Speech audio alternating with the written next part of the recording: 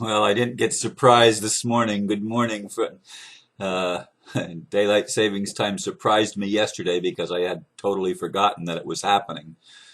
Uh, and so I got to spend a more normal routine this morning, including going into the meditation room and spending some time praying for some of my friends and um, just reminiscing about yesterday. Well, let me just jump into the title and blurb. Connecting with those sharing the OPPT vision. I got to spend 3.5 hours plus yesterday afternoon evening with three amazing visionary ladies in Orlando. It was our first meeting and we talked about many things, problems and solutions. That's what needs to happen all over the planet. People need to get together to share our humanity and our divinity, our story and our vision of a better world. One, as I like to say, that works for everyone. With all the naysayers coming out and attacking, accusing, and focusing on what they see as wrong with the OPPT, it's more important than ever for those of us that get this visionary plan to strengthen each other and build excitement to counteract the fear. Don't get me wrong, we all have our fear issues, and I'm not suggesting denial. I am recognizing the importance for me and all of us to stay as focused as possible on what we can do rather than what we may see as limitations. We are co-creating tomorrow's world today, right now. It's up to us to connect within and with others. I was excited with the invitation to join with three OPPT visionaries in Orlando. They invited me actually earlier in the week, and yesterday was the day that we chose that we could all get together at the same time. And I got to not only meet the three amazing ladies, but two of their little girls, one 9 and one was 5.5, but she's really 5 3/4. She's just been 5.5 for 3 months. Anyway, um, it was a beautiful evening, and as I said, we discussed many things. We realized that we have some mutual connections. Um, One of the ladies was from New Smyrna Beach, and two of the musicians that I know in New Smyrna Beach, she's friends with both of them, but knows one of them better than the other one. But she had been getting invitations from the other one, and then I brought up his name. And the other lady in whose house we were in, she told about getting a reading some years ago by one of my friends who's going to be here at the Mary Horgan Center this coming Wednesday night, Dickie Joe Mullen. And so anyway, it's a small world as we got to know each other and just laid back and had some conversation about relationships and about OPPT, of course, and about different things that have been occurring in our lives. I'm not going to go into the stories because that's not necessarily relevant. Um, I know that we're going to be spending some time together in the future, planning some things, and one of the ladies actually created a meetup page for Florida, for the OPPT Florida. So far, it's just two of us, she and myself. I joined when I got home last night. It's just two of us that are members at this point, but we hope that that number grows and grows and grows, and that other visionaries will come together. And I encourage everyone to look for people in your area and to get together with them, discuss things that we can do to help make the world better, discuss ways that we're going to spend the money when the CVACs are released and funded. And by the way, folks, speaking of CVACs, those are creator value action centers, I guess. And I'm not sure if the A is the correct word in the acronym or not. But in any case, this is going to be the telltale thing of is this thing going to work? If it gets funded, it's going to work. That's the key in our current world. If we're going to build a bridge from where we have been to where we are going, it's going to require funding because everything in the old world required funding. And nothing happened that didn't get funded. RUSA didn't happen because it didn't get funded. And there have been many other plans of taking back our sovereignty and our freedom from the one world government that wanted to dominate everything. And the reason some of these plans didn't fly is because they didn't get funded. Now, I don't care how good the OPPT is, and I believe it's wonderful. I resonated with it from the very beginning. Some people, including my friend Aristos, seems to think that we need to allow the skepticism in. Well, I'm tired of allowing the skepticism to overrun my joy, although it still happens. I would rather it not continue to happen. In any case, the thing that's going to determine whether it will fly or not is, will it be funded? And if it's funded, when it's funded, there's going to be people say, well, it's being funded by the dark side, because that's how they see the world operating. They see the world belonging to dark entities. It's Satan's world. Now, there's a lot of fundamentalists that see it that way. And I'm talking about fundamentalist Christians. I'm talking about fundamentalist Jews. I'm talking about fundamentalist Muslims. I'm talking about fundamentalist Hindus. Although I know the Eastern religions less than the Western religions, but the Western religions tend to think in terms of good versus evil. And that's, by the way, what Max Egan was talking about. He still sees the world as primarily a struggle between good and evil. And I've waffled back and forth, because, of course, the New Age philosophy is there is no such thing as evil. Well, in this world, that's simply not true.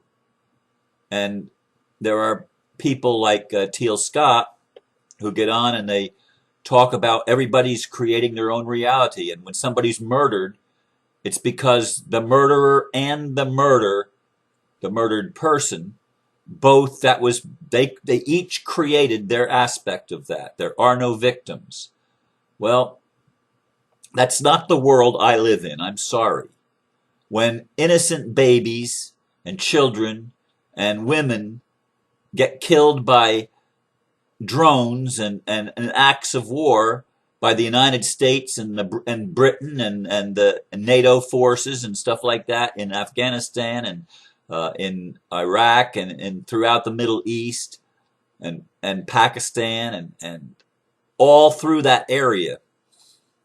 When these things happen, and when things happen when people's homes are stolen from them by a corrupt system, a corrupt court system, a corrupt banking system, a corrupt governmental system, I'm sorry, people are victims.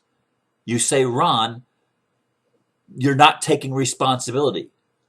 I'm sorry, too. That saying that we each create our own reality and that there are no victims does not help people that are being victimized that can't see the bigger picture. I can see the bigger picture. I can see that from some level up above where our consciousness normally dwells, that there's meaning and purpose and reasons for everything that happens down at the lower level where our consciousness works. But when you invalidate people's experience and tell them, well, you did this to yourself, the woman that gets raped, well, you brought it on yourself. Or the child that gets molested, oh, you brought it on yourself. I'm sorry. That doesn't ring for me, and that doesn't deal with the world that we live in. And one of the things that I focus on a lot is recognizing the world that we live in. We need to be honest with ourselves about where we are. Because if we are not honest with ourselves about where we are, we will not be able to build the bridge to where we're going. We can only start here now. And that's what we were doing last night with Melissa and Cami and Martha and myself and the little girls.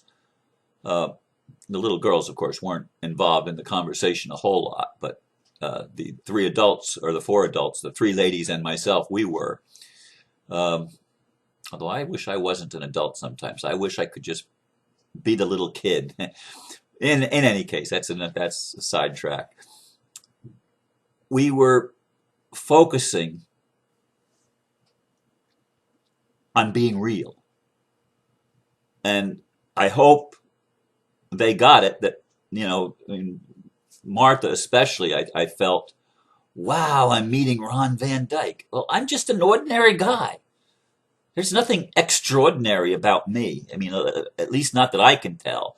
I mean, I know all of my warts and I know all of my little faults and everything else, and I know the places where I get stuck and where I don't always practice perfectly what I would like to be and what I'd like to preach and how I'd like to live my life.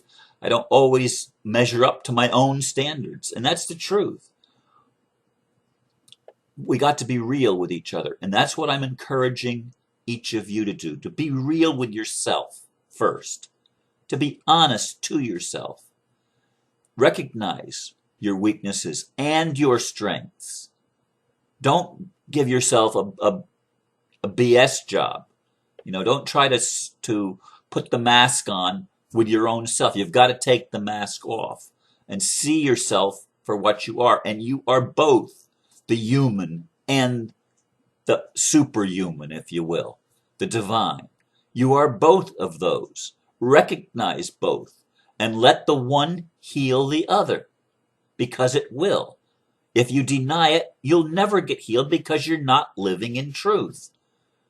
And when you connect on an interpersonal level with other people, and you allow yourselves to be genuine and authentic and truthful with each other, amazing things happen. You begin to see the mirrors that are present that allow you to see parts of yourself and to clarify where you are and who you are, and to know what you need to do to make new choices and better choices onto how you're going to live your life. And we're creating tomorrow's world today. As I said, we're creating the world we're going to live in, the world our children are going to live in, the world our grandchildren are going to live in. We're creating that now. And we're saying to the world that we've been living in, no more.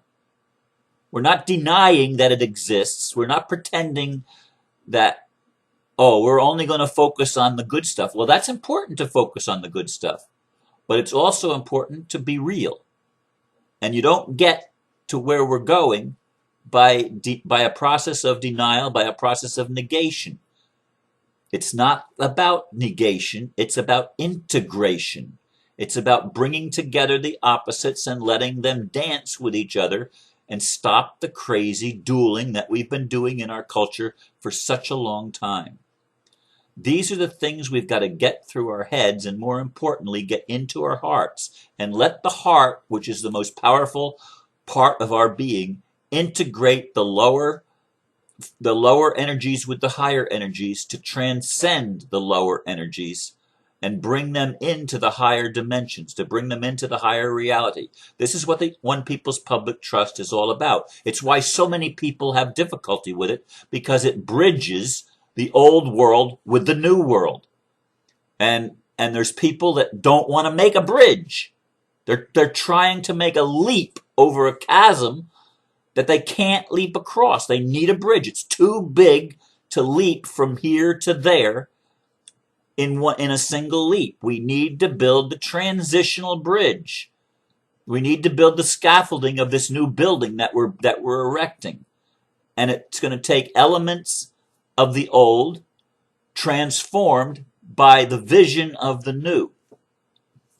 And we build something that is temporary. Yes, it's temporary. Money is still is in its transitional thing right now. But we're not going to build the new world without money. That's why I say that the CVAX, the first most important thing to make the CVAX work, is to start funding the military and the police. Now we're going to come to a time when we don't need military or police, but we're not there yet. We're going to have to fund a government that works. There's going to become a time when we're going to be elevated in our consciousness enough where we're not going to need government. And we're not going to need money and banks and stuff like that. But we're not even close to there yet. It's going to take at least a couple of generations for that to happen. But we're doing it today. And we're doing it by getting together with each other, by being honest with ourselves first and telling ourselves the truth, and then getting together with other people that share the vision and are willing to take an active role in being and doing what is necessary to make the world a better place for all of us. That's all I'm going to share today, and once again, I thank you for listening. And I just want to tell you that I love you. Even you that are skeptics and stuff like that. Yeah, I love you too, because you'll get it at some point. We're all going to get it at some point. Sometimes it just takes a little longer for some people than it does for others. Again, thank you. Namaste.